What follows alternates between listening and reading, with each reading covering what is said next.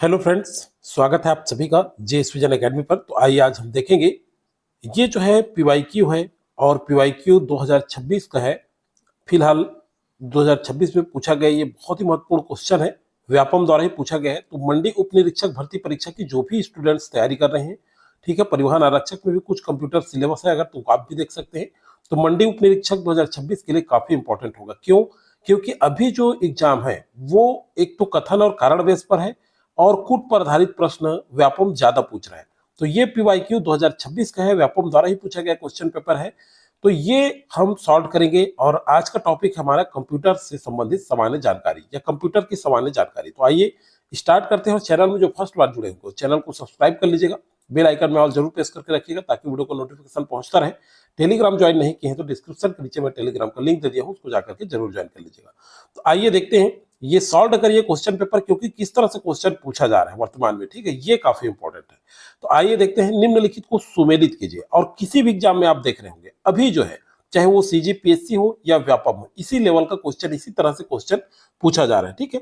तो 26 का देखते हैं। बैच ऑपरेटिंग सिस्टम, एक तरफ कॉलम फर्स्ट है, दूसरे तरफ कॉलम सेकेंड है। अब नीचे में कूट में आंसर दिया होगा रियल टाइम ऑपरेटिंग सिस्टम। तो देखिए बैच ऑपरेटिंग सिस्टम ये क्या है? कई उपयोगकर्ताओं को एक ही सिस्टम में एक साथ एक्सेस करना, ये नहीं होगा। बिना किसी रुकावट के कार्य पूरा, ये भी नहीं है। समान आवश्यकता वाले जॉब को समूहबद्ध किया जाता है बिना मैनुअल हस्तक्षेप के, बिल्कुल सही, बिना ऑपरेटिंग सिस्टम में। तो ए का 3 हो जाएगा, ठीक है। अब देखिए रियल टाइम ऑपरेटिंग सिस्टम, ए का 3 हो गया, ठीक है। बी का देखते हैं, बी है आपका रियल टाइम ऑपरेटिंग सिस्टम। तो ये क्या है? ये जो है मिसाइल मार्गदर्शन, औद्योगिक नियंत्रण जैसे महत्वपूर्ण अनुप्रयोगों के लिए उपयोग किया जाता है, रियल ऑपरेटिंग सिस्टम, बी का 4। अब देखिए मल्टी यूजर ऑपरेटिंग सिस्टम, देखिए सबका अलग अलग पूछा गया है, ठीक है। अब एक आंसर नहीं, सभी को आपको जानना होगा। तो मल्टी यूजर ऑपरेटिंग सिस्टम ये कई उपयोगकर्ताओं को एक ही सिस्टम में एक साथ एक्सेस करने की अनुमति देता है। कौन? मल्टी यूजर ऑपरेटिंग सिस्टम, याद रखिएगा। सी का 1।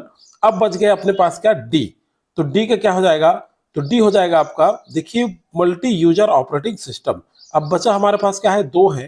तो ये जो है बिना किसी रुकावट के कार्य को पूरा होने तक निष्पादित करता है। ओके, क्लियर है। तो इस तरह से क्वेश्चन पूछा गया। देखिए ये हाल ही का हुआ एग्जाम है। तो राइट आंसर ए का 3, बी का 4, सी का 1 और डी का 2, ये सी ऑप्शन आपका राइट हो जाएगा, ठीक है। इस क्वेश्चन पेपर में दोस्तों आप बिल्कुल देखिएगा कितने क्वेश्चन आपसे हो पा रहे हैं, किस लेवल का क्वेश्चन पूछा गया है, उसी लेवल में हमको तैयारी करना होगा, ठीक है। क्योंकि मंडी उप निरीक्षक एकदम सिंपल तो नहीं हो सकता, थोड़ा सा लेवल टफ आ सकता है क्वेश्चन का। तो उस तरह से हम करेंगे। चलिए यहां देखते हैं, एक्सेल में कॉलम पर फिल्टर लागू करने के लिए निम्नलिखित चरणों को क्रम में व्यवस्थित कीजिए। देखिए किस तरह से क्वेश्चन पूछा जा रहा है। 27 नंबर क्वेश्चन, तो क्रम में व्यवस्थित कीजिए, मतलब यहां देखते हैं। चलिए उस कॉलम हैंडल में दिखाई देने वाले देखिए ड्रॉप डाउन एरो पर क्लिक करें जिसे फिल्टर करना चाहते हो। डेटा सेट के भीतर उन सेल रेंज का चयन करें जिसे आप फिल्टर करना चाहते हैं। ध्यान से पढ़िएगा। डेटा टैब पर सॉर्ट और फिल्टर समूह के फिल्टर बटन पर क्लिक करें। उन विशिष्ट मानों को चेक या अनचेक करें जिन्हें आप देखना या छुपाना चाहते हैं और ओके बटन प्रेस करें। तो क्या होगा जी? सबसे पहले क्या होगा, ध्यान से देखिए।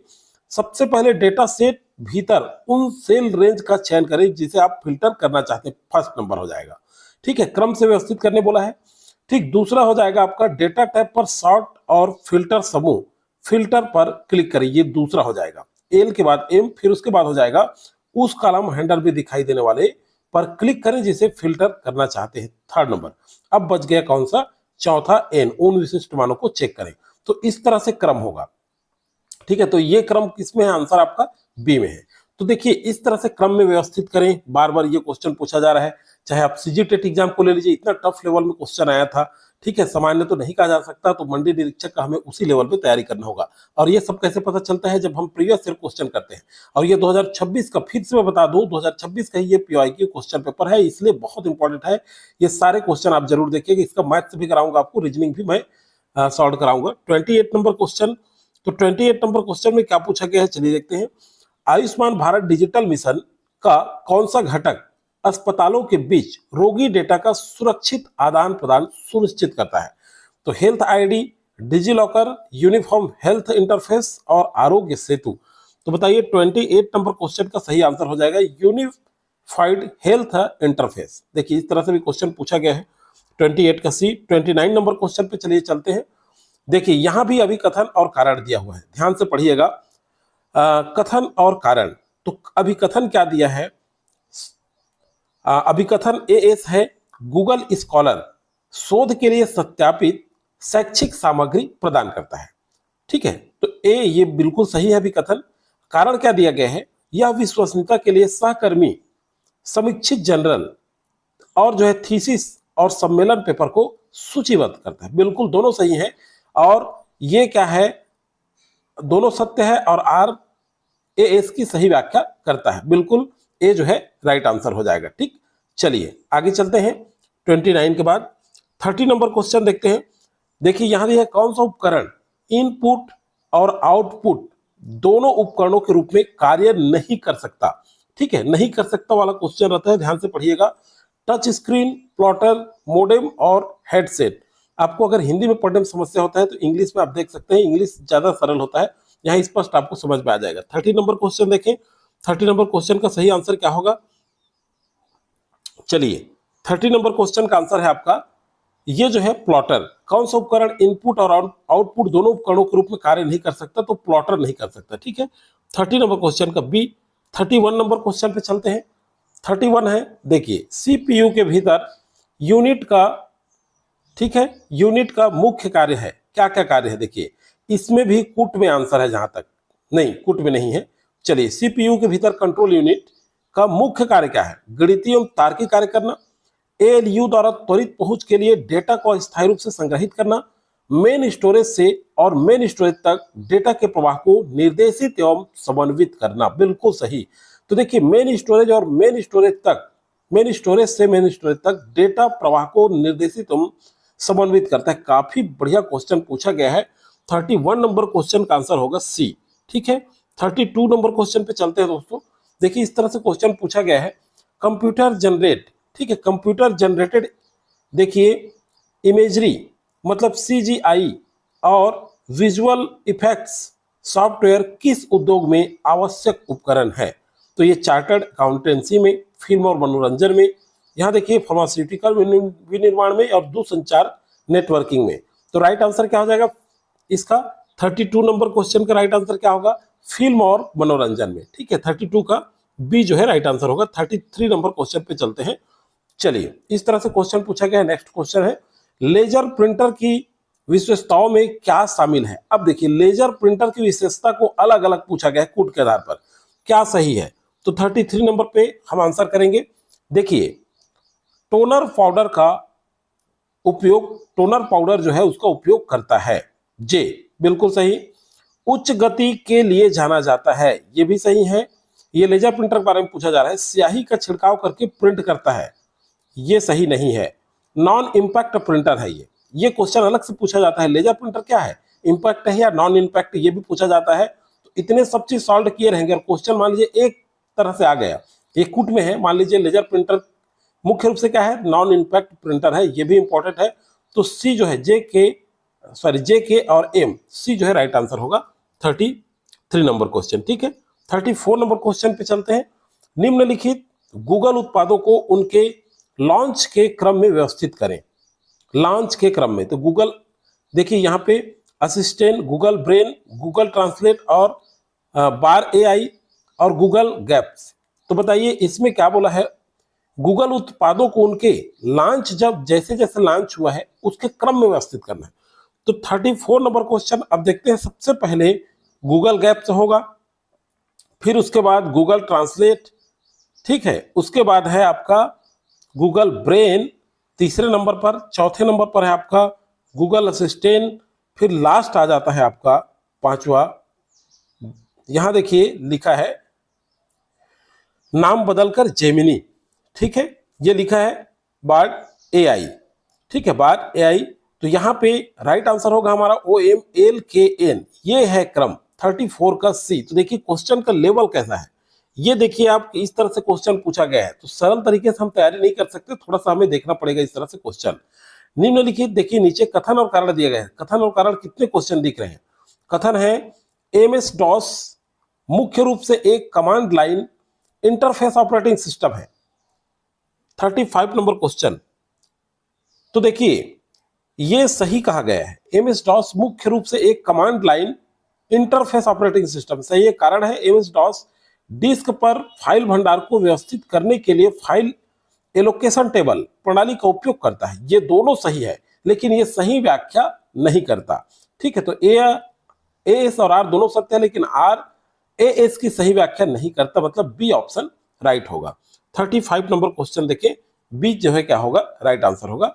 अगला है निम्नलिखित में से एंटीवायरस सॉफ्टवेयर के क्या लाभ हैं? अब देखिए ये भी क्वेश्चन पूछा जाता है, एंटीवायरस। तो देखिए मेलवेयर हमलों को रोकना, ये बिल्कुल सही।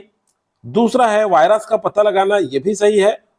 और सभी फाइलों को स्वतः बैकअप होना, ये नहीं करता। सिस्टम सुरक्षा बढ़ाना, ये सही है। तो जे, के और एम राइट आंसर हो जाएगा डी 36 का। क्यों, क्या पूछा गया है? एंटीवायरस सॉफ्टवेयर के क्या क्या लाभ पूछा गया है। तो आजकल जो क्वेश्चन है वो कूट में पूछा जा रहा है, ये भी हो सकता है, ये भी। अब देखिए ये कूट है नीचे, तो इस तरह से ये क्वेश्चन आप ज्यादा से ज्यादा करें। ठीक है, जब हम लोग सॉल्व करेंगे, प्रैक्टिस सेट जब आएगा हमारा, तो भी इसी लेवल का क्वेश्चन होगा। इसी तरह से, चाहे वो छत्तीसगढ़ इतिहास हो, हम इसी तरह से अभ्यास करेंगे। अगला है, चलिए देखते हैं, सीखने के लिए यूट्यूब सामग्री को व्यवस्थित करने के निम्नलिखित तरीके कौन से हैं? 37 नंबर क्वेश्चन। तो कौन सा है, चलिए देखते हैं। विषय या कठिनाई के अनुसार प्लेलिस्ट बनाना, बिल्कुल सही, जे। और सामग्री की समीक्षा के किए बिना वीडियो को लाइक करना, ये बिल्कुल नहीं है। सामग्री को यूट्यूब में क्या करते हैं, देख लेते हैं, फिर उसके बाद लाइक करते हैं। उसके बाद है देखिए महत्वपूर्ण वीडियो को बुक मार्क करना, ये भी सही है। अप्रासंगिक जानकारी पर टिप्पणी करना, ये नहीं होगा। तो जे और एल जो है राइट आंसर होगा। ठीक, जो लगातार यूट्यूब में वीडियो देखते हैं, हम लोग भी जैसे बोलते रहते हैं कि प्लेलिस्ट बना हुआ है, आप देख सकते हैं वीडियो, तो वही बात कहा गया है यहाँ पे। ठीक है, तो इस तरह से 37 नंबर क्वेश्चन का ए जो है राइट आंसर होगा। चलिए अगला क्वेश्चन पे चलते हैं।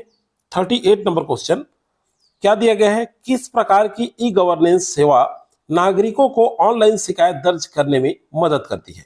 ई कोर्ट्स, ई समाधान, जेम और डिजी लॉकर। तो 38 नंबर क्वेश्चन का सही आंसर क्या होगा? ई समाधान करता है। ठीक, याद रखिए ये बहुत इंपॉर्टेंट है, ऐसे क्वेश्चन पूछे जा सकते हैं फिर से। तो 38 नंबर क्वेश्चन का सही आंसर बी होगा। अब चलिए चलते हैं 39 नंबर क्वेश्चन। 39 में देखिए ये पूछा गया ई कोर्ट्स, इसको अलग अलग निम्नलिखित को सुमेलित करें। पहल और उद्देश्य है ई कोर्ट्स, केस सूचना प्रणाली। तो ई कोर्ट्स, अब देखिए 39 नंबर क्वेश्चन ए, ई कोर्ट्स जो है ये न्यायालयों का कंप्यूटरीकरण और केस प्रबंधन। केस सूचना प्रणाली बी का देखिए, तो बी का है आपका ये मामलों का विस्तृत रिकॉर्ड्स और इतिहास बनाए रखना। ठीक है, सी जो है चलिए देखते हैं। सी है राष्ट्रीय न्यायिक, यहां पे देख सकते हैं राष्ट्रीय न्यायिक डेटा ग्रिड। तो ये सी क्या है? तो सी का है आपका सभी न्यायालयों में वास्तविक समय में मामले की स्थिति दिखाना। ठीक है, अगला है कानूनी सेवा पोर्टल, बच गया डी। तो ये हमारे पास न्यायालयों का नागरिकों को मुफ्त कानूनी सहायता प्रदान करना, इसका मतलब है कानूनी सेवा पोर्टल का।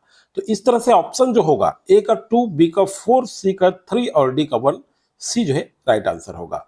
अगला देखते हैं, कौन सा मल्टीमीडिया तत्व पाठ, ऑडियो और वीडियो को संयोजित करने के लिए उपयोग किया जाता है? 40 नंबर क्वेश्चन। तो बताएं इसका सही आंसर क्या होगा? एनिमेशन, एकीकृत मल्टीमीडिया, हाइपरलिंक और स्प्रेडशीट। तो राइट आंसर है एकीकृत मल्टीमीडिया। 40 का राइट आंसर होगा बी। चलिए 41।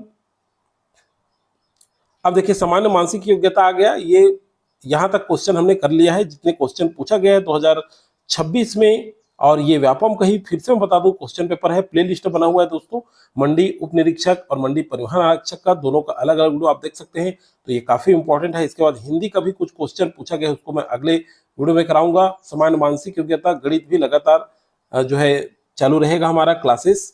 तो इस तरह से वीडियो अधिक से अधिक लोगों को आप शेयर करना बिल्कुल नहीं भूलिएगा। अच्छा लगे तो लाइक करके प्रमोट जरूर करिएगा। Thank you.